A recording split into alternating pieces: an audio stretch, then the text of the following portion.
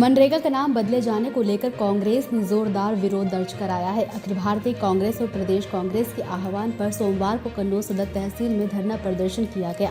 जिला कांग्रेस अध्यक्ष मोहम्मद शाकिर हुसैन एडवोकेट के नेतृत्व में कार्यकर्ताओं ने इसे राष्ट्रपिता महात्मा गांधी का अपमान बताया और सरकार से फैसला वापस लेने की मांग की है। धरने में कांग्रेस से कई वरिष्ठ नेता और बड़ी संख्या में कार्यकर्ता मौजूद रहे। ये जो यूपीए सरकार में महात्मा गांधी मनरेगा बिल पास किया गया था, जिसका मूल उद्देश्य था कि गरीब के पास रोजगार के अवसर उत्पन्न हो और उसका एक सिद्धांत था कि कम से कम हर व्यक्ति को 100 दिन का रोजगार उपलब्ध कराया जाए। उसके लिए कोई शर्त नहीं थी, उसके बजट में कोई कमी नहीं होती थी, जितना बजट मांगा जाता था उतना बजट मिलता था। लेकिन इस समय दमनकारी नीतियों वाली भाजपा सरकार ने उस बजट को कम कर दिया है और मनरेगा बिल को समाप्त करने की रणनीति चालू कर दी है, जिसके तहत उन्होंने मनरेगा का नाम बदला है और नाम बदलने के साथ साथ मनरेगा की रूपरेखा ही बदल दी है। जैसे पहले 10% बजट प्रदेश सरकार का होता था, 90% बजट केंद्र सरकार का होता था।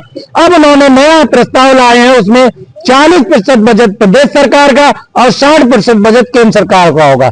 जब 10% बजट होने पर प्रदेश सरकार के ऊपर उत्तर प्रदेश सरकार पर 7.5 लाख करोड़ से अधिक कर्जा बकाया है, तमिलनाडु सरकार पर 8 लाख करोड़ से अधिक कर्जा बकाया है, गुजरात सरकार के ऊपर 4.5 लाख करोड़ से अधिक कर्जा बकाया है, मध्य प्रदेश सरकार के ऊपर और राजस्थान सरकार के ऊपर 6.5 लाख करोड़ से अधिक कर्जा बकाया, महाराष्ट्र सरकार के ऊपर 7,15,000 करोड़ रुपए से कर्जा अधिक बकाया हुआ है।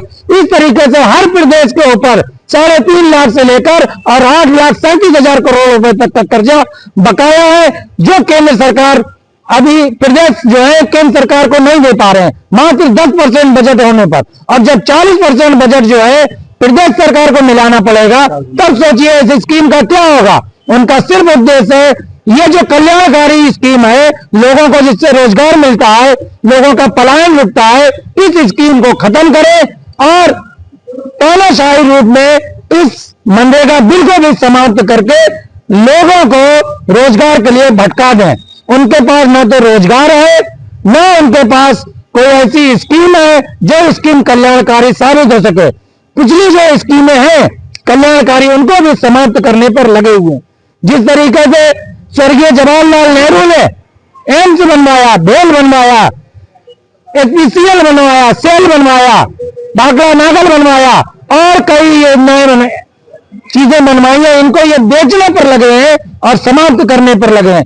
कहने को यह है कि ये कर कुछ नहीं रहे हैं, जो भी ढांचा केंद्र का या देश का है उस ढांचे को बेचकर बर्बाद कर रहे हैं। और इसके साथ ही साथ अरावली की पहाड़ियां जो राजस्थान में है, उनको भी ये इन्होंने जो है अडानी को देते उनको खत्म कर रहे हैं, जिनसे हजारों एकड़ जो भूमि बंजर होने से रुकती है। अगर वो पहाड़ियां खत्म हो जाएंगी तो भूमि बंजर हो जाएगी। दिल्ली जैसे प्रदेशों में सांस लेना मुश्किल हो जाएगा। अभी जो हाल है, अगर ये पहाड़ियां समाप्त हो गई तो उसके आसपास के सारे क्षेत्र में रेगिस्तान की रेत पहुंचेगी, तो क्या आलम होगा।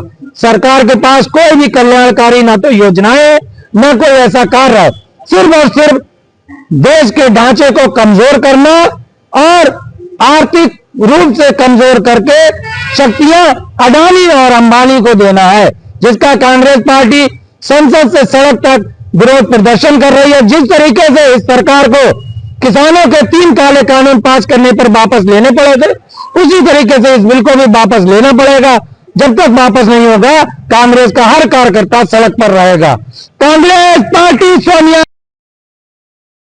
राजनीति हो या क्रिकेट, देश विदेश की ब्रेकिंग हो या आपके मोहल्ले की बड़ी खबर, सब मिलेगा एक ही ऐप में, सबसे तेज और भरोसेमंद। अभी डाउनलोड करें दैनिक भास्कर डिजिटल।